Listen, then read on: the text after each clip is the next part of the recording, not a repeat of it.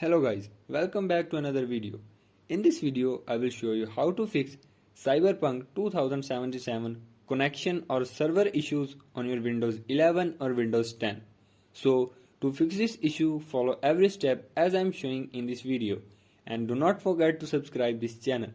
And also press the bell icon for the latest upcoming videos. Hope so, this will fix your problem and helps you a lot.